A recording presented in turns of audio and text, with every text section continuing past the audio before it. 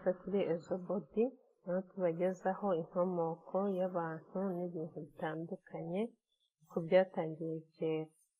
Ezobodi yigarura ubuzima bw'uyu munsi. Uyu munsi tugiye kureba ikirwa cy'Ijwi. Amakuru avuga ko abakobwa batwitaga batewe inda imburagihe barokwaga mu kiyaga cya Kivu ku kirwa cy'Ijwi.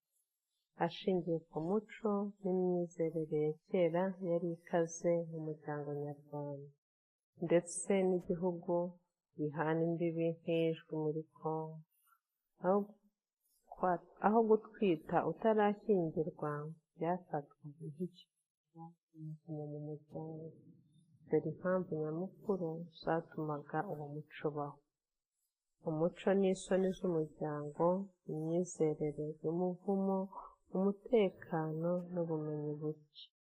Umuco n'isoni z'umuryango: muri gakondo, umukobwa utwite atarashyingirwa yafatwaga nk'uwazanye isoni n'ikimwaro gikabije mu muryango.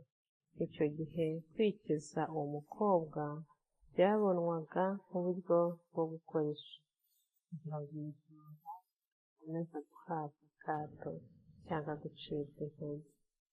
Naho imyizerere y'umuvumo: byizerwaga ko umwana utwitswe w'umukobwa atarashyingirwa yabaga ari nk'indaya, azanye imivumo ku muryango nk'amapfa, indwara cyangwa urupfu. Kuroha uwo mukobwa mu mazi yafatwaga nk'igikorwa cyo koza umuryango n'umutekano n'ubumenyi buke.